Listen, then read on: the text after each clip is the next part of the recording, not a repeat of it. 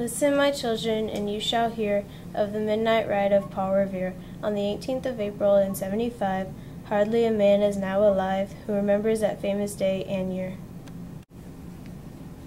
He said to his friend, if the British march by land or sea from town tonight, hang a lantern aloft the belfry arch of the North Church Tower as a signal light.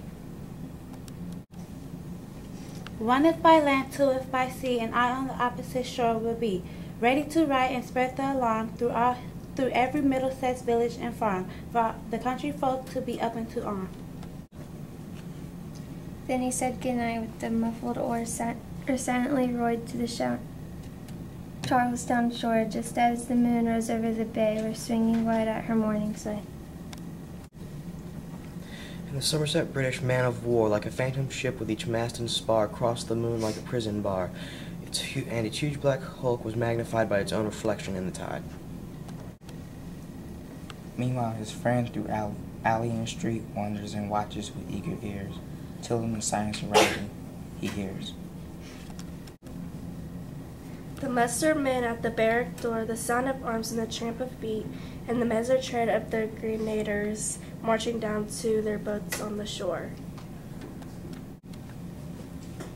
Then he climbed the tower of the Old North Church by the wooden stairs with stealthy tread to the belfry tower overhead. And startled the pigeons from their perch on the sombre rafters, and round him made maces and moving shapes of shade. By the trembling ladle steep and tall to the highest window in the wall, where he paused to listen and look down a moment on the roofs of the town and the moonlight flowing over all. Beneath in the churchyard lay the dead, and their night encampment on the hill, wrapped in silence so deep and still that he could hear like a sonatus tread. A watchful night wind as it went, creeping along from tent to tent, seeming to whisper all is well. A moment only he feels a spell of the place and the hour and the secret dread of the lonely belfry and the dead, for suddenly all his thoughts are bent On a shadowy something far away, where the river widens to meet the bay, on a line of black that bends and floats on the rising tide like bridge of boats. Meanwhile, on pigeon to mountain ride, booted and spurred with a heavy stride.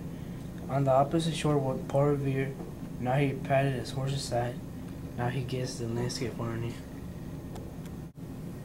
Then impetuous stamped the earth, and turned and tightened his saddle girth. But mostly he watched with eager search the belfry tower of the Old North Church. as it rose above the graves on a hill, lonely and spectral and somber and still, and lo, he looks on the belfry's height, a glimmer and then a gleam of light. He springs to the saddle, the bridle he turns, but lingers and gazes till full in his sight a second lamp in the belfry burns. A hurry of hooves in a village street, a shape in the moonlight, a bulk in the dark, and beneath from the pebbles, in passing a spark. Struck up by a steed flying fearless and fleet, that was all, and yet through the gloom and the light, the fate of a nation was writing that night. And the spark struck out by that steed in his flight kindled the land into flame with its heat. He has left the village and mounted the steep, and beneath him tranquil and broad and deep is the mystic meeting the ocean tides, and under the alders that skirt its edge, now soft on the sand, now loud on the ledge, is heard the tramp of his steed as he rides. It was 12 o'clock. It was 12 by the village clock when he crossed the bridge into Medford town. He heard the crowing of the cock and the barking of the farmer's dog, and it felt damp of the river fog that rises after the sun goes down. It was 1 by the village clock when he galloped into Lexington. He saw the gilded weathercock swim in the moonlight as he passed, and the meeting-house windows, black and bare, gazed at him with a spectral glare, as if they already stood aghast at the bloody work they would look upon. It was 2 by the village clock when he came to the bridge in Concord town. He heard the bleating of the flock and the twitter of the birds among the trees, and felt the breath of the morning breeze. blowing over the meadow brown, and one was safe asleep in his bed, who at the bridge would be first to fall, who the day would be lying dead, pierced by a British musket ball. You know the rest, and the books you have read.